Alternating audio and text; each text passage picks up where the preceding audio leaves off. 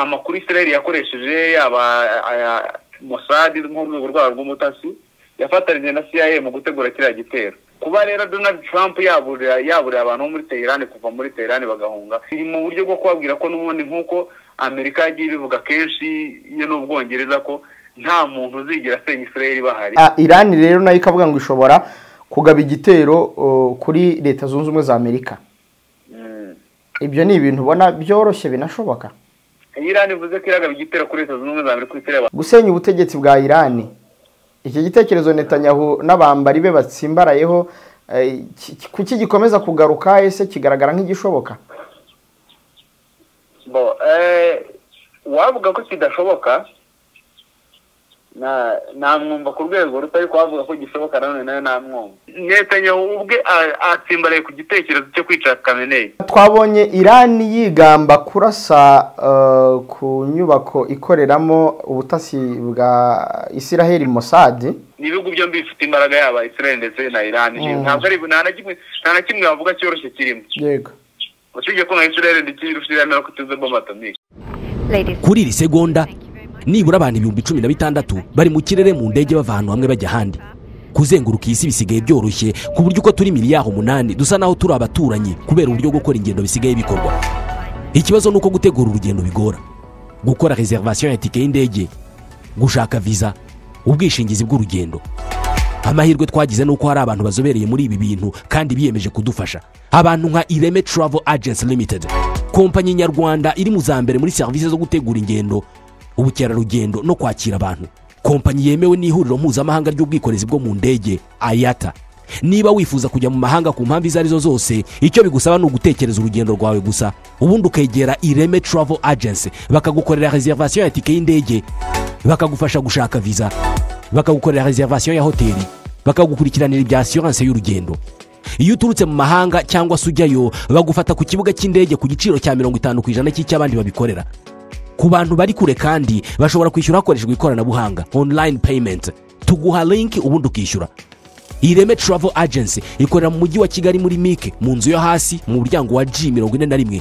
Hamagara 07 85 36 48 cyangwa 07 89 88 ushobora no kwandika email kuri info@iremetravel.rawa. Wanasura urubuga rwa internet wa3.iremetravel.rawa. Waba ukeneye telefone igezweho, computer zuje ubuziranenge, imodoka nziza cyangwa ibindi bicuruzwa na service guturuka i Dubai, wizengurutse umutwe, Soatas niyo company yizewe watsindiye isoko. Ukaba ukeneye ibikoresho bisabwa kugira ngo hacane umucyo wibunze imitima, tugane muri Soatas tubigukorere vuba kandi rwose nubwo waba ufite amafaranga make twayaheraho tukagirana amasezerano. Ufite imodoka ushaka kuyihindura cyangwa kugura indi, nta kidasanzwe muri Soatas. Hybride, electrique n'izindi modoka zigezweho tugufasha kuzikugurira ku kiranguzo bataguhenze. Dushobora kuyigura dukoresha amafaranga yawe ukaduhembera service yuko twayikuguriye ku kiranguzo, cyangwa ukadutuma imodoka ushaka tukayikugurisha ku giciro gito. Niba hari umuvandimwe cyangwa inshuti iri Dubai twafasha cyangwa twakunganira mu bundi buryo, nabyo turabikora. Kuguhuza n'ibyo ukeneye Dubai ntibizongera kugusaba kurira indege kuko nitwe muhuza wawe na Dubai. Service zacu zirihuta kuko bisaba gusa iminsi iri hagati y'3 n'5 tukaba twagutumikiye. Dukorera igikondo munsi yo kwa Mironko ku marembo ya Naebo. Ku bindi bisobanuro mwaduhamagara cyangwa mukatwandikira kuri 0788 67 85 97 cyangwa 0787 02 45 gukorana na Soatas ni amahitamo yo kuzigama igihe n'amafaranga. Twongeye kubasuhuza, turabifuriza kugira ibihe byiza. Nanone turi kuwa kabiri, turi ku itariki 17 z'ukwezi kwa gatandatu 2025. Tugiye kongera kugaruka ku ntambara ya Iran na Israel. Kuri uyu munsi rero Iran yavuze ko ishobora kurasa kuri Leta Zunze Ubumwe za Amerika, ariko nanone ku rundi ruhande President Donald Trump wa Leta Zunze Ubumwe za Amerika yabwiye abaturage batuye Tehran mu murwa mukuru wa Iran ko bakwiye kwimuka inzira zikiri nyabagendwa. Turaza guhuza ibyo byombi bisobanuye iki? Abanyamakuru babiri ku munsi w'ejo barashwe na Iran na Israel, na abanyamakuru babiri ba televiziyo y'igihugu ya Iran. Hari n'undi mu general witwa Al-Shadmani wari wasimbuye umugaba w'ikirenga w'ingabo za Iran wishwe, ariko nawe Israel yatangaje ko yamwishe. Netanyahu yavuze ko ubutegetsi bwa Iran bugomba gusenywa. Ese n'umugambi ushoboka? Iki nacyo turaza kukiganiraho tunarebe uburyo Iran yigambye kurasa ku biro bikuru by'ubutasi bwa Israel Mossad. hanyuma ibihugu nka Turkiya, Ubushinwa, Ubwongereza, Ghana, Polonye na Repubulika ya Czech n'ibindi bihugu byatangiye kubwira abaturage babyo kuva muri ibyo bihugu byombi, kuva muri Iran kimwe no kuva muri Israel. Minisitiri w'intebe wa Israel yitwa Israel Katz yavuze ko Iran nidahagarika ibyo irimo byo kugaba ibitero kuri Israel, umuyobozi w'ikirenga wa Iran Ayatollah Ali Khamenei azapfa nk'urugo Saddam Hussein wa Iraq yapfuye. Tujye kureba izo ngingo zose, ndi kumwe ku murongo wa telefone nk'ibisanzwe na Jules Nkusi. Jules, mwiriwe neza? Mwiriwe neza. Ni amahoro? Ni amahoro. Yego, wumvise muri make ingingo nyuzemo z'uko Iran yavuze ko ishobora kugaba igitero kuri Leta Zunze Ubumwe za Amerika, ariko nanone ibyatangajwe na Trump by'uko aburira abaturage ba Tehran kuva mu murwa mukuru wa kiriya gihugu, byumvikanisha ko Amerika nayo ishobora kuba ifite umugambi wo kurasa kuri Iran. Urabisesengura ute? Icyambere navuga nuko kuba yavuze kuriya n'ubundi nta bidasanzwe ko n'ubundi Amerika iri muri intambara mu buryo buteruye ariko irimo. Yego.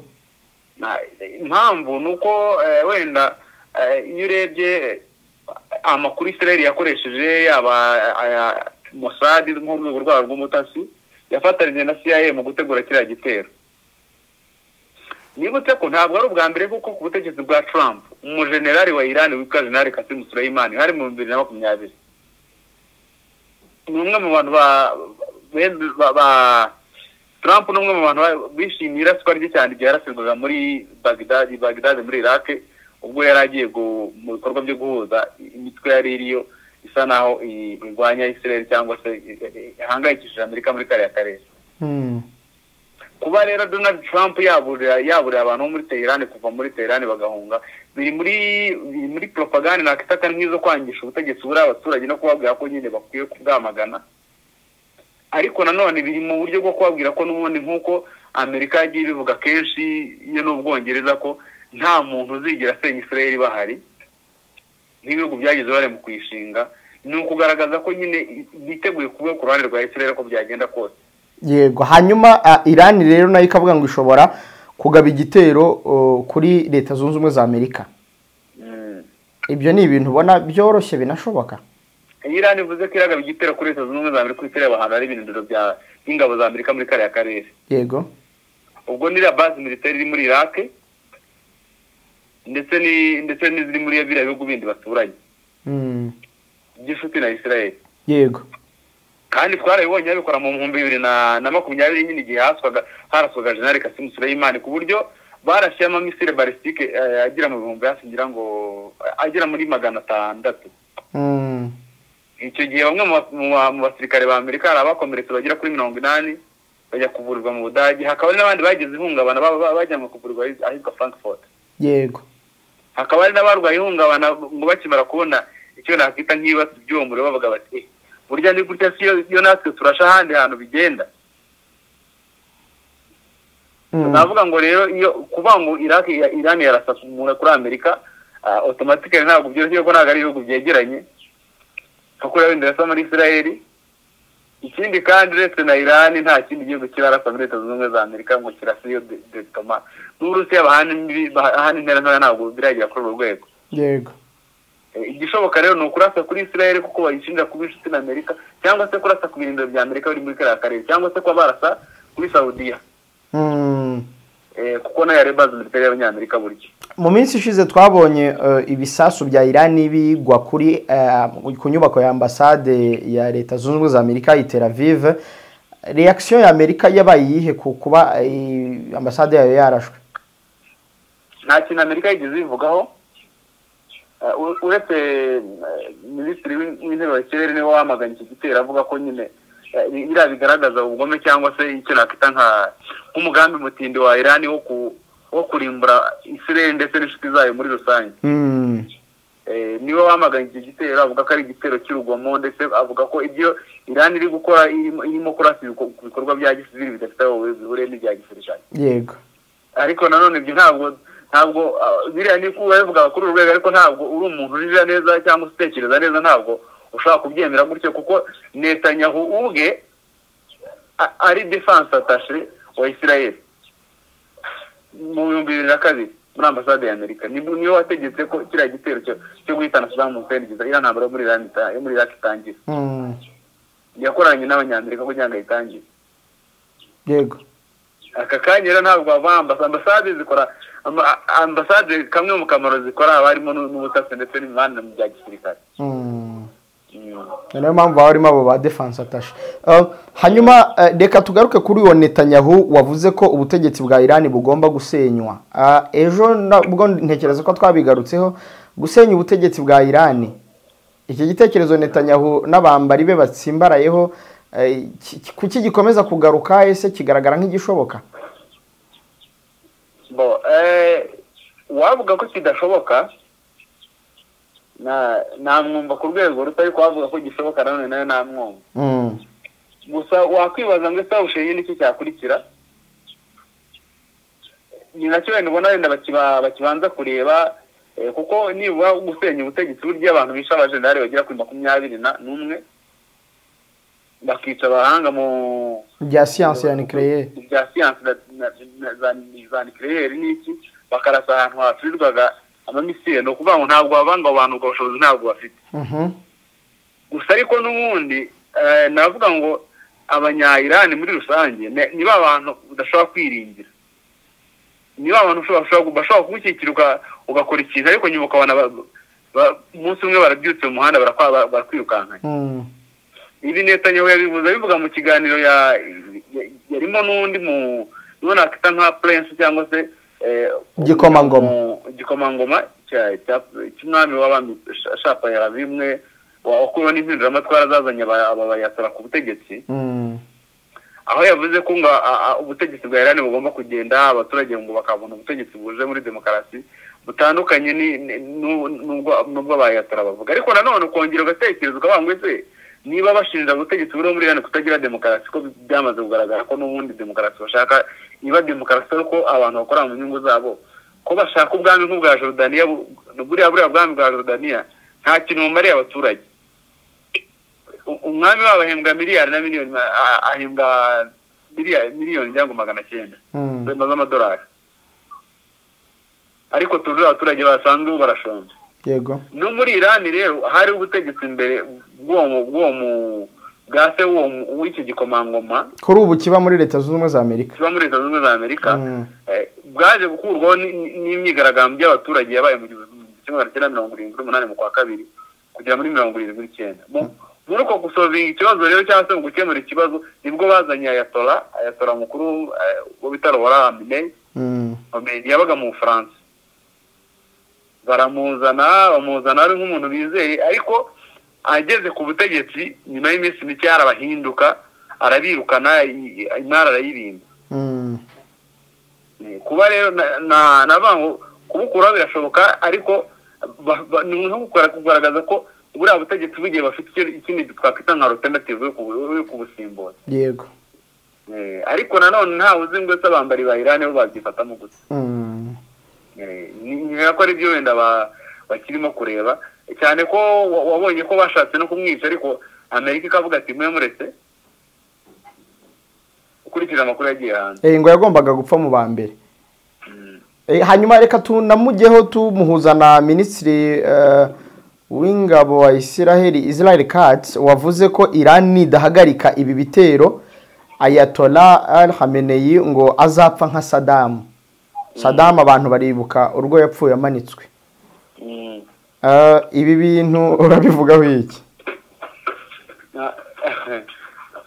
Ibyo bavuze ibyo Israel Katz yatangaje n'ubundi na Netanyahu ubwe yabigarutseho. Netanyahu ubwe atsimbaraye ku gitekerezo cyo kwica Khamenei. Ntabwo rero bitandukanye cyane n'ibyo uyu minisitiri w'ingabo yavuze ko ubona ko n'ubundi cyo bakirindiriye ntuza Amerika nicyo rakita nka green light ya Amerika. Ariko nanone nabango kumwica se n'ubundi ku myaka yo wavangararira iki. Nabango hari ikintu kigoranye mu hariya, ari nacyo kintu barimo kwirinda rwose kimwe kibi kimeze gutya. Muri Iran haba abaturage bita abakurude. Yego.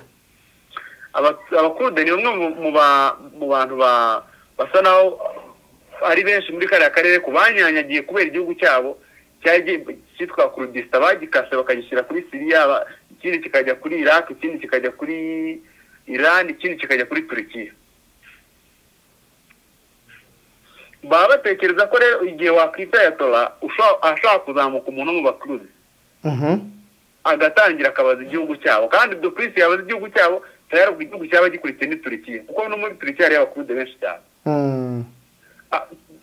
Bagize nk'umwaka abakurude bo muri Iran bakazamuka bagafata ubutegetsi nka kuriya iriya system ya Ayatollah tayari kariya karere kahita gahinduka ivu, kuko bafite icyo nakita nka ruminari iteye ubwoba, ku buryo baramutse bahagurutse bakagira igihugu babona bazamuka bagiramo imbaraga zishoboka baba kabaye muri kariya karere. Noneho ibyo bashaka shanjemo bashaka zaba zigiye kuba ukundi kuntu. Yego, navuga ngo rero kuba bavuze ko Ayatollah ashobora kwishwa byo ni biri mu mugambi wabo, kandi nanone byagaragaye ko bari kumwe n'icyo gikomangoma Pahlavi cyangwa se Prince Pahlavi, umuhungu wa Shah Pahlavi, ku buryo bigaragaza ko nyine bashaka guhindura regime yari muri Iran. Ntibashobora guhita bazana uwo Pahlavi? Birashoboka, ariko nanone bakibaza umuntu wakuriye muri Amerika abaturage bamuyoboka gute? Erega Ayatollah ahagarariye idini, byo kintu abantu batazi. Yego. Kandi Israel ni leta dini. Iran ni leta dini. Na bemera Israel ko ni leta dini. Yego. Uyu musaza abantu babona kuri screen niwe Ayatollah Ali Khamenei, afite imyaka 86. Yatangiye kuba umuyobozi w'ikirenga wa Iran mu 1989.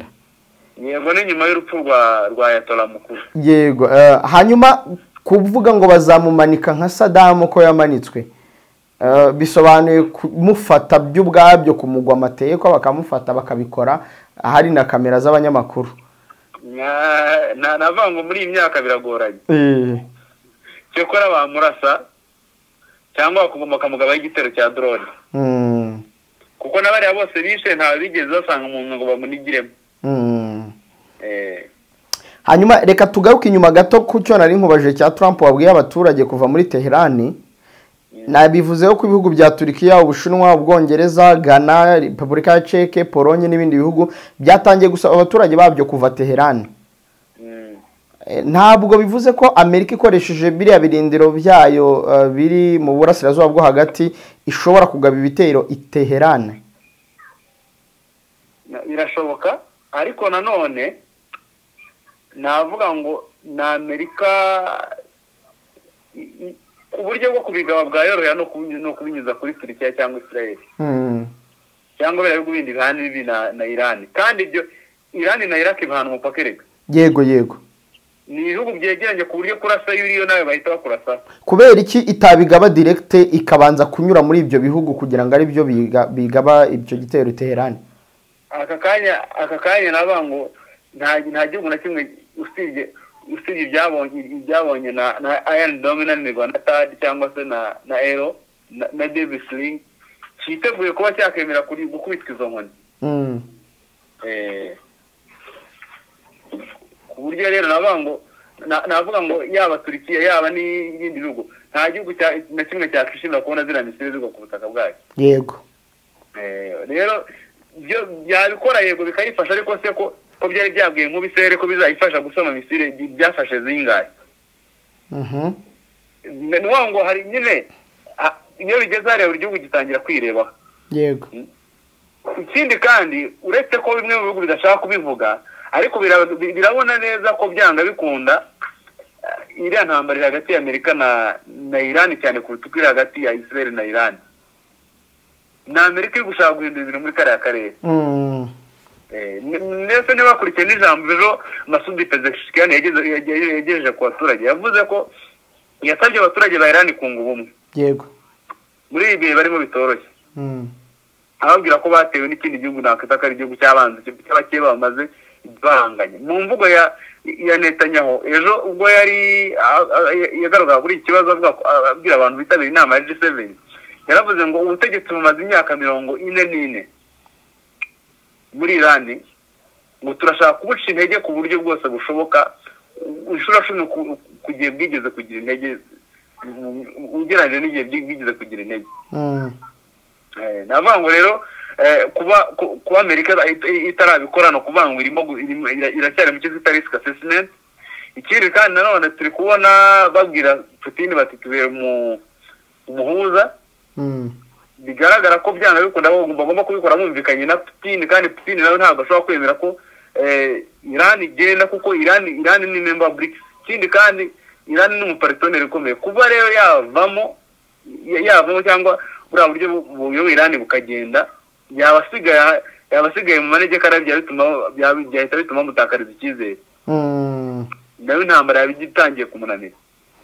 Yego, twabonye Iran yigamba kurasa ku nyubako ikoreramo ubutasi bwa Israel Mossad. Iran muri iyi ntambara bavuga ko Iran na Israel biri gupezanya ku ruhe rwego ugereranyije nuko abantu batekerezaga ibihugu byombi bimeze. Navuga ngo ni Israel yatangiye ibitero. Yego. Ibitero abantu bati Iran irarimbutse igize gute, ariko ko byaranagaragaraga mu mashusho ukurikije amakuru twabonaga nuko twabonaga ibintu bimeze. Benshi mu bantu twari tuzi ko Iran itazigera yongera kwegura umutwe. Ariko navuga ngo twaratunguwe nanone tubonye inyubako zo muri Israel ziri kuritagurika kugera no kwiraswa ry'urugo rwa Benjamin Netanyahu. Yego. Ikindi cyabaye nk'igitungurana ni ukubona ibisasu bya Iran biri kumanuka bikinjira no muri banka. Yego. Cyangwa se mu buvumo mu bwihisho bw'abaturage bihishe. Ku buryo byatangiye kutwereka ko Israel tuzi ifite intege z'intambara zigezweho, Israel tuzi ifite uburyo bwo kwirinda ikirere cyabwo kizengurukije uburyo bugera muri bune hafi butanu. Ariko ubwirizi bwabo tukabona hari ukuntu bwashyira amazi. Byatweretse ko nyuma y'ubumenyi nyuma y'ubumenyi haba ubundi, cyangwa se nyuma y'ubuhanga haba ubundi, ko byanga y'ukuntu nta gihugu ku isi gishobora kugira ngo gituze kibwire ko kizagera mu gikore ibyo gishaka ahandi nacyo bitagikoraho. Nubwo wenda umuntu atavuga ko biri ku rwego rumwe, kuko wenda muri Iran ho hapfuye n'abayobozi bakuru. Hanyuma Jules, mukanya rukomoje kuri G7 ni iki inama ya G7 yavuze cy'ingenzi abantu bakwiye kumenya kuri iyi ntambara? Kimwe mu byagarutsweho ni ijambo rya Perezida Trump waburiye nyine abaturage muri Tehran kuhava. Ariko yabivuze nyuma y'uko Netanyahu amaze kugaragaza ko ikibazo cyifashe. Ni ikintu kimwe byanatunguranye, ni Netanyahu washinje Iran ngo gushaka guhitana Trump inshuro ebyiri. Ariko biriya byo ni ibisanzwe turamenye, ntabwo Iran ifite ubushobozi bwo kuba yakica perezida wa Leta Zunze Ubumwe za Amerika. Ahubwo ntabwo ifite, ni ya propaganda nyine. Ni kwa kundi nyine iyo wanga umuntu ukoresha uburyo buke bwose bushoboka ukamusiga icyasha ku buryo umuntu wese uzamwumva azumva adashaka kumusapotinga. Yego. Nicyo ngicyo urebye ni ijambo rimwe amagambo abiri Trump yatangaje avuga ko abura abaturage baterane kugenda, nicyo gisobanuro cyonyine. Ariko banamaganye ibitero bya Iran kuri Israel abantu muri G7. Banasaba ko ibihugu bikwiye kujya mu mishyikirano ibi bihugu. Yego.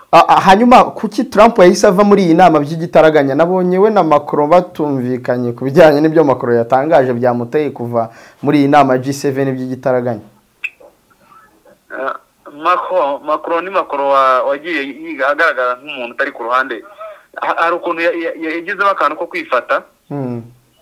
Ariko kwifata kose buri ikintu kiba cyabiteye nuko Ubufaransa bwakoronije bufite koloni yitwa Liban. Noneho iyo koloni yitwa Liban ahantu iri n'iriya ntara bita Haifa. Yego. Hanyuma iriya ntara ya Haifa twabonye ari intara irimo kugabwaho ibitero muri iyi minsi. Ejo banarasheho n'uruganda rutunganya amashanyarazi rwa Israel. Rurashwe na drone ya Iran. Ni ukuvuga ngo rero intambwe kugira ngo